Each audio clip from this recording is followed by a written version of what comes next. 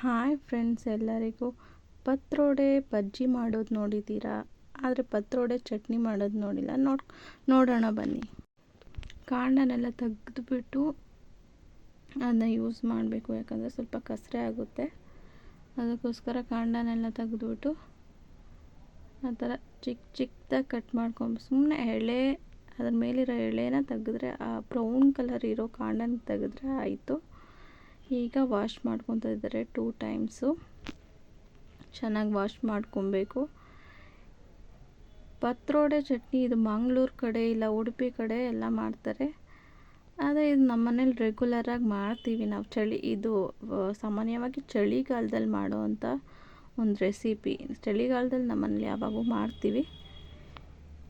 ಏನು ಅಂದರೆ ಇದು ಚಳಿಗಾಲದಲ್ಲಿ ಜೀರ್ಣಕ್ರಿಯೆ ಸ್ವಲ್ಪ ನಮಗೆ ನಿಧಾನವಾಗಿ ನಡೆಯುತ್ತೆ. ಆದ್ದರಿಂದ ಇದನ್ನು ಯೂಸ್ ಮಾಡಿದ್ರೆ ಸ್ವಲ್ಪ ಜೀರ್ಣಕ್ರಿಯೆ ಚೆನ್ನಾಗಿ ಆಗುತ್ತೆ. ಕುಕ್ಕರ್ಗೆ ಒಣಮೆಣಸಿನ್ಕಾಯಿ ಒಂದು 10, ಅರಿಶಿನ 1 ಸ್ಪೂನು, ಉಪ್ಪು ರುಚಿಗೆ ತಕ್ಕಷ್ಟು, ಇದನ್ನೆಲ್ಲ ಹಾಕಿ ಕುಕ್ಕರ್ಗೆ ಮತ್ತು ಹುಣಸೆಹಣ್ಣು ಹಾಕಬೇಕು. ಹುಣಸೆಹಣ್ಣೆಲ್ಲ ಹಾಕಿ ಈಗ ಲಿಡ್ ಕ್ಲೋಸ್ ಮಾಡ್ತಾಯಿದ್ದಾರೆ. 2 ವಿಷಿಲ್ ಬರಬೇಕು.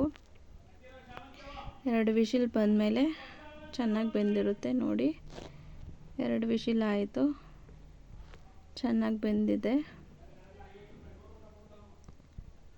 ಇದನ್ನು ಒಗ್ಗರಣೆಗೆ ನಾವೀಗ ರೆಡಿ ಮಾಡ್ಕೊಳ್ಳೋಣ. ಫಸ್ಟು ಬೆಳ್ಳುಳ್ಳಿ ಅಷ್ಟೇ ಕಟ್ ಮಾಡ್ಕೊಬೇಕು. ಬೇರೆ ಏನು ಈರುಳ್ಳಿ ಏನು ಹಾಕೋಂಗಿಲ್ಲ.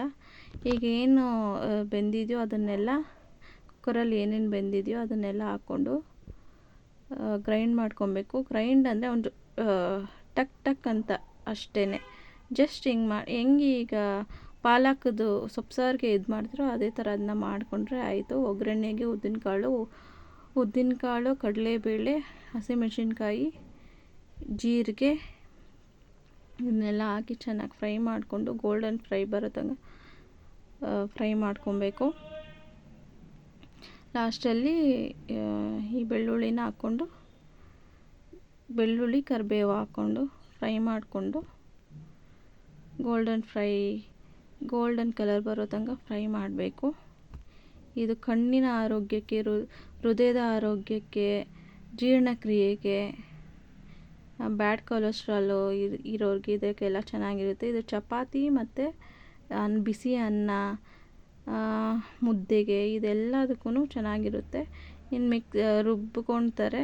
ರುಬ್ಬಿದ್ದಾದಮೇಲೆ ಅದನ್ನು ಒಗ್ಗರಣೆಗೆ ಹಾಕ್ತಾರೆ. ಒಗ್ಗರಣೆಗೆ ಹಾಕಿ ಚೆನ್ನಾಗಿ ಮಿಕ್ಸ್ ಮಾಡಿಕೊಂಡ್ರೆ ಮುಗ್ದೇ ಹೋಯಿತು.